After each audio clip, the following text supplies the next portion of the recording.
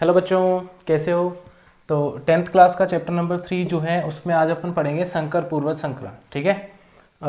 कल अपने पढ़ा था क्या, पृथक्करण का नियम पढ़ा था। ठीक है। आज अपन पढ़ेंगे संकर पूर्वज संकरण। तो इसमें संकर पूर्वज संकरण का मतलब होता है कि जो F1 पीढ़ी का पादप है, F1 पीढ़ी का पादप है, उसको जो जनक थे, मतलब प्रभावी और अप्रभावी जनक जो अपन ने लिए थे, कैपिटल डी स्मॉल टी है ना, ये क्या थे, जनक थे। एक था प्रभावी और एक क्या था, अप्रभावी। तो इन दोनों में से किसी एक के साथ F1 पीढ़ी का संकरण करवाना क्या होता है, संकर पूर्वज संकरण या बैक क्रॉस होता है। दो टाइप का होता है, बाह्य संकरण और परीक्षण संकरण। ठीक है। बाह्य संकरण मतलब आउट क्रॉस और टेस्ट क्रॉस। आउट क्रॉस में तो क्या होता है कि F1 पीढ़ी का जो पादप है, कैपिटल टी स्मॉल टी है ना, और जो प्रभावी जनक है कैपिटल डी उसके साथ संकरण कराओगे तो क्या होगा कि यहाँ से देखो, जब अलग अलग दोनों युग्म विकल्पी हैं वो अलग अलग आएंगे युग्मकों के रूप में, कैपिटल डी स्मॉल टी, और यहाँ समान है तो यहाँ से एक ही लेना है आपको। ठीक है। अब क्या होगा कि इस कैपिटल टी का इसके साथ कराओगे तो क्या बनेगा, कैपिटल टी, और स्मॉल टी का इसके साथ कराओगे तो कैपिटल टी स्मॉल टी।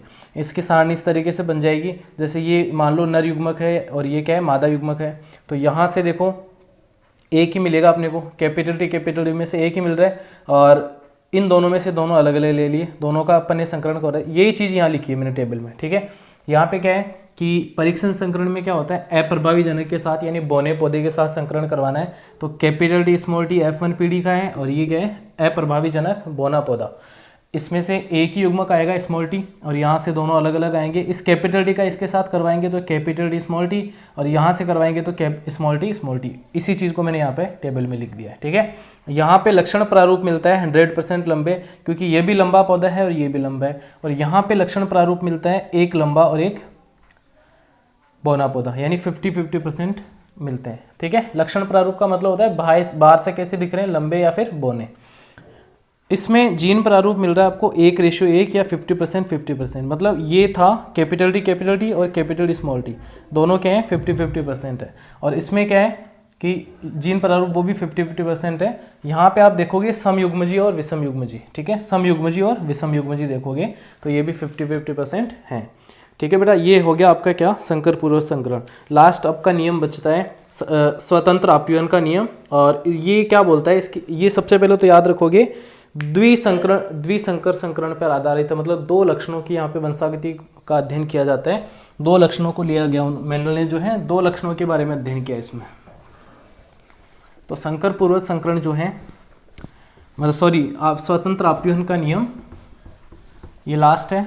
और टेबल तो मैं यहाँ बना नहीं पाऊंगा, बहुत समय लग जाएगा, बहुत टाइम लग जाएगा, तो मैं इसको समझा देता हूँ एक बार। देखो, स्वतंत्र अपव्ययन का नियम का मतलब होता है, तो नाम से पता चल रहा है स्वतंत्र का मतलब हो गया कि यहाँ पे इस नियम के अनुसार देखो, पढ़ते हैं इसको, किताब में से पढ़ोगे आप लोग कि यदि दो या दो से अधिक विपर्यासी लक्षणों युक्त पादपों को संकरण करवाया जाता है तो एक लक्षण की वंशागति का दूसरे लक्षण की वंशागति पर कोई प्रभाव नहीं पड़ता है। सबसे इंपॉर्टेंट बात यही लिखनी है आपको कि स्वतंत्र अपव्ययन के नियम में क्या होता है कि जब दो विपर्यासी लक्षण मतलब हो गए कि यहाँ पे दो लक्षण ले रहे हैं ना, ठीक है, और वो भी क्या है, विपरीत है, उल्टे हैं, एक तरीके से अपन बोल सकते हैं। तो दो लक्षण हैं यहाँ पे, तो एक लक्षण का दूसरे लक्षण की वंशागति पे कोई प्रभाव नहीं पड़ता है, मतलब दोनों एक दूसरे को प्रभावित नहीं करेंगे, स्वतंत्र रूप से ये जो है आगमन करते हैं आगे। ठीक है।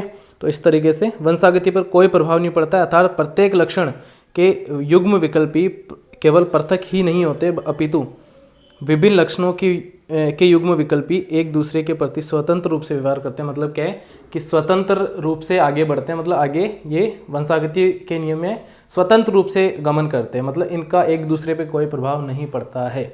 ठीक है। स्वतंत्र रूप से गति करते हैं। उदाहरण दे रखा है कि एक मटर के समयुग्मजी पीले गोलाकार। देखो, अब ये चीज़ याद रखना कि पीले के लिए अपन मतलब इंग्लिश में येलो लिखते हैं, तो उसके लिए क्या किया गया कि जो प्रभावी लक्षण था उसको तो लिख दिया वाई, कैपिटल वाई है ना, और अप्रभावी था ना उसको लिख दिया,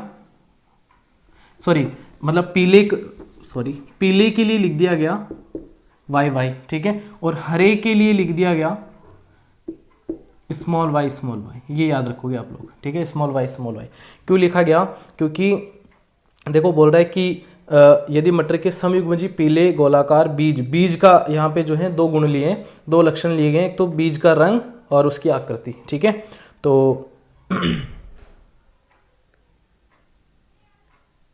है ना, तो एक तो मतलब बीज का आकार, बीज का रंग जो है वो ले लिया गया, और एक बीज का आकार। ठीक है, तो बीज का रंग कैसा है, येलो, या तो पीला हो सकता है या हरा हो सकता है। तो यहाँ पे क्या गया कि जो पीले से अपन ने कैपिटल वाई लिया है, तो उसी को हरे के लिए अपन ने क्या कर दिया, स्मॉल में ले लेना है आपको। ठीक है, इसी के लिए अपन ने को क्या ले लेना है, स्मॉल में ले लेना है। ऐसा नहीं जी ले लोगे आप, हरे के लिए जी नहीं लेना आपको।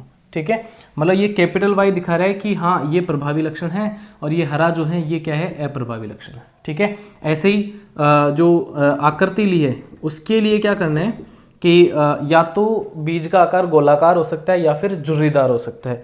तो जो गोलाकार था उसको अपन गोल को क्या बोलते हैं, राउंड बोलते हैं। तो आर ले लिया गया यहाँ से, यानी प्रभावी लक्षण के लिए कैपिटल आर, और अप्रभावी के लिए आपको स्मॉल आर लेना है। ठीक है, ऐसा नहीं रिंकल्ड बोलते हैं, झुर्रीदार को बोलते हैं रिंकल्ड, तो डब्लू नहीं लेना है। जैसे वहाँ पे ग्रीन के लिए क्या था वैसे ही करना है, तो ये चीज़ आपको याद रखनी है। ठीक है, इसलिए ये नियम देखो, इसमें फिर क्या कर रखा है कि कैपिटल वाई, कैपिटल आर, एक तो ये हो गया है ना, ये नहीं पीला गोलाकार, एक तो ये लक्षण लिया, एक ये पौधा ले लिया, और एक ले लिया हरा झुर्रीदार। ठीक है, इस तरीके से लेना है, इन दोनों का संकरण करवाना है। ठीक है, ये आपको याद रखनी है। अब इसको देखो आगे, और ये आपको जो है टेबल खुद बनानी है। ठीक है, स्वपरागण का मतलब होता है कि यहाँ से आपको देखो, जब आप इनका संकरण करवाओगे ना, तो एक ही चीज़ मिलेगी यहाँ से, पौधा आपको मतलब एक तरीके से ये युग्मक मिलेंगे। एक तो यहाँ से क्या मिल जाएगा वाई आर, और यहाँ से क्या मिल जाएगा स्मॉल वाई आर। इन दोनों का संकलन करवाओगे तो क्या मिलेगा, Y capital Y small R, ये पौधा मिलेगा। इसके युग्मक बनेंगे, यहाँ पे देखो बुक में दे भी रखा है।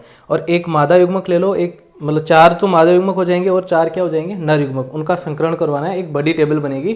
ठीक है, इसको आप पढ़ोगे खुद। ठीक है, और टाइम मिलेगा तो बताऊँगा मैं आपको, लेकिन अभी ये जो है आपका चैप्टर जो है कंप्लीट हो जाता है।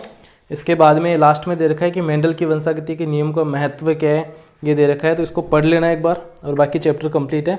ठीक है, ये टेबल खुद बनाओगे बेटा आप, यहाँ पे नहीं बना पाऊंगा इसको मैं। तो इस तरीके से चैप्टर कंप्लीट होता है बेटा। अगली क्लास में मैं क्वेश्चन बताऊंगा इसके। ठीक है, टेस्ट के लिए प्रिपेयर हो जाना, और अगली क्लास से अपन चैप्टर नंबर 4 स्टार्ट करेंगे। ठीक है, बाय।